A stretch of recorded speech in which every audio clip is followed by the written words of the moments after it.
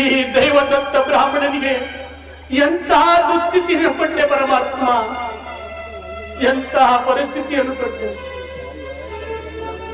ಕೆಲವೇ ವರ್ಷಗಳ ಹಿಂದೆ ಆಗರ್ಭ ಶ್ರೀಮಂತನಾಗಿದ್ದ ನಾನು ಇಂದು ಬೀದಿ ಬೀದಿಗಳಲ್ಲಿ ಮನೆ ಮನೆಯ ಮುಂದೆ ನಿಂತು ಭಿಕ್ಷೆಯನ್ನು ಬೇಡುವಂತಹ ಪರಿಸ್ಥಿತಿಗೆ ಕೂಡಿದೆ. ಏನು ಮಾಡಲಿ?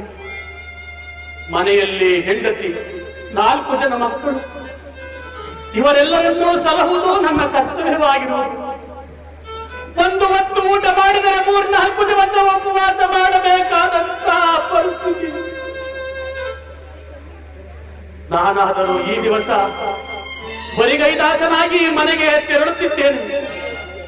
ಮನೆಯಲ್ಲಿ ಮಡದಿ ಮಕ್ಕಳು ಏನಾದರೂ ತಂದಿರುವರೆಂದು ಭಾವಿಸುವರು. ಮಕ್ಕಳು ಅಮ್ಮ ಅಮ್ಮ ಹಸಿವಾಗುತ್ತಿರುವುದು ಏನನ್ನಾದರೂ ನೀಡಮ್ಮ ಎಂದು ಪರಿತಪಿಸುವುದನ್ನು ಈ ದರಿದ್ರ ಕಣ್ಣುಗಳಿಂದ ಹೇಗೆ ನೋಡಲು? ಹೆಂಡತಿ ಮಕ್ಕಳನ್ನು ಹೇಗೆ ಸಂತೈಸಲಿ ಪರಮಾತ್ಮ? ಶನಿದೇವ, ನಾನು ಈ ಪರಿಸ್ಥಿತಿಯಿಂದ ಬಿಡುಗಡೆ ಹೊಂದಲು ಒಂದೇ ಒಂದು ಮಾರ್ಗಗಳು. ನಮ್ಮ ಉಜ್ಜಯಿನಿಯ ಪ್ರಭುವಾದ ವಿಕ್ರಮ ಭೂಪಾಲನು ದಾನಶೀಲನು, ದಾನಶೂರನು, ಪ್ರಜಾ ಪರಿಪಾಲಕನು ಎಂದು ಪ್ರಜೆಗಳೆಲ್ಲರೂ ವಿಧ ವಿಧವಾಗಿ ಹೊಗಳುವರು. ಅಲ್ಲಿಗೆ ಹೋಗಿ ನನ್ನ ದಾರಿದ್ರ್ಯವನ್ನು ತೋಡಿಕೊಂಡು ಏನನ್ನಾದರೂ ಸಹಾಯವನ್ನು ಯಾಚಿಸುತ್ತೇನೆ. ಪರಮಾತ್ಮ,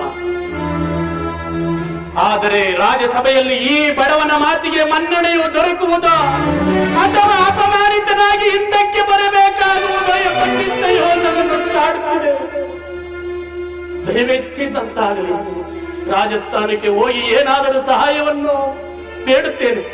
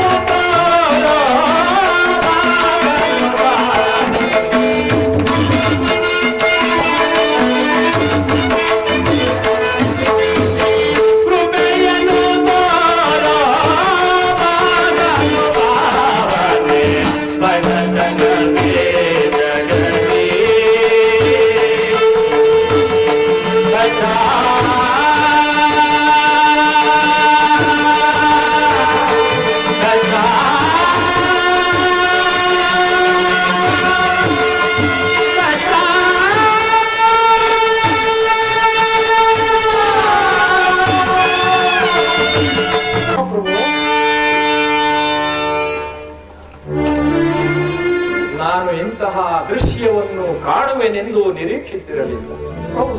ನನ್ನ ರಾಜ್ಯದಲ್ಲಿ ಅಷ್ಟೈಶ್ವರ್ಯವು ತುಂಬಿ ತುಳುಕಾಡುತ್ತಿರುವುದೆಂದು ನಾನು ಬಹಳ ಆನಂದವನ್ನು ಹೊಂದಿರದವನಾಗಿದ್ದೇನೆ. ದಾನದಲ್ಲಿ ಕರ್ಣ ಎನ್ನುವುದಾಗಿ ಹೊಗಳಿಸಿಕೊಂಡಂತಹ ನನ್ನ ರಾಜ್ಯದಲ್ಲಿ, ನನ್ನ ಉಜ್ಜಯಿನಿಯಲ್ಲಿ ಇಂತಹ ಕಡು ಬಡತನದ ಪರಿಸ್ಥಿತಿ ಇರುವುದೆಂದು ನಾನು ಕನಸು ಮನಸ್ಸಿನಲ್ಲಿಯೂ ಊಹಿಸಿದವನಲ್ಲ.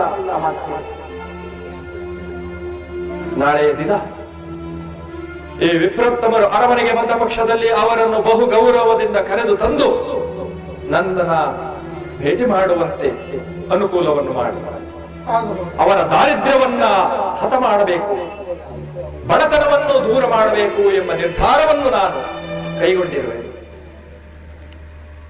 ಇವರ ಸ್ಥಿತಿಯನ್ನು ನೋಡಿ ನನ್ನ ಮನಸ್ಸು ಬಹುವಾಗಿ ಬೇಸರ ಹೊಂದಿರುವುದು. ನಮ್ಮ ನಗರ ಸಂಚಾರವನ್ನು ಮಾಡಿ ಅರಮನೆಯನ್ನು ಸೇರೋಣ.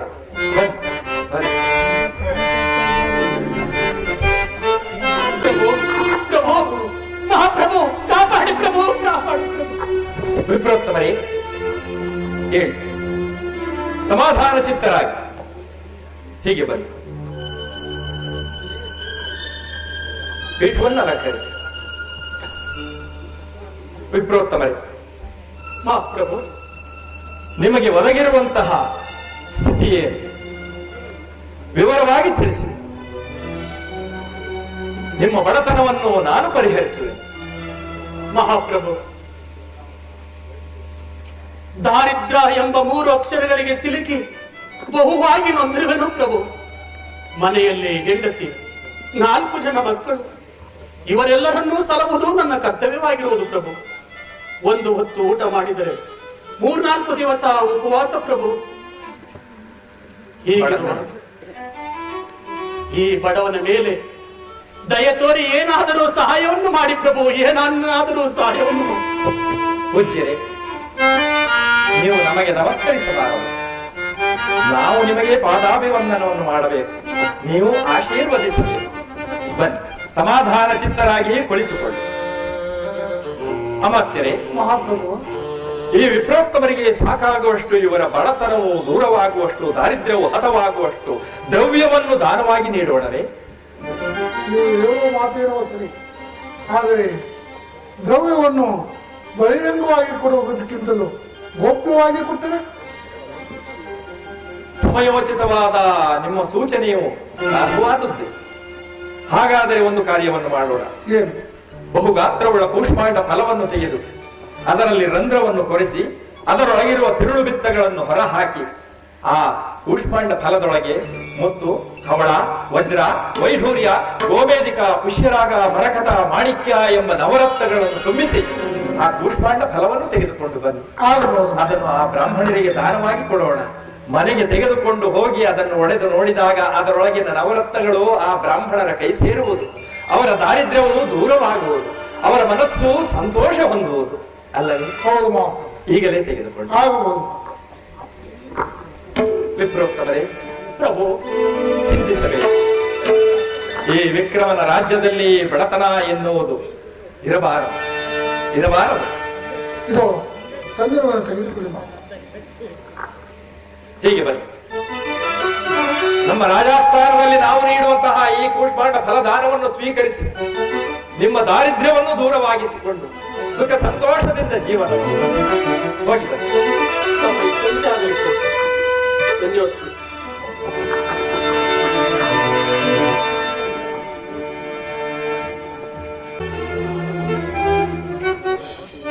ಪರಮಾತ್ಮ ಶನಿದೇವ, ಅಷ್ಟೈಶ್ವರ್ಯ ತುಂಬಿದ ಅರಮನೆಗೆ ಹೋದರು ಈ ದಾರಿದ್ರ್ಯನಿಗೆ ಕೇವಲ ಒಂದು ಕೂಷ್ಮಾಂಡ ಫಲವು ದೊರೆಯುತ್ತೆ. ಏನು ಮಾಡಲಿ?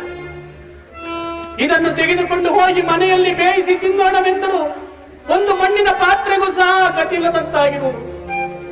ಶನಿದೇವ, ಇದನ್ನು ಮುಂದೆ ಕಾಣುವ ನಗರದಲ್ಲಿ ವಿಕ್ರಯಿಸಿ ಬಂದ ಹಣದಿಂದ ಏನಾದರೂ ಫಲಾದಿಗಳನ್ನು ತೆಗೆದುಕೊಂಡು ಹೋಗಿ ಮನೆಗೆ ತೆರಳುತ್ತೇನೆ. ಪರಮಾತ್ಮ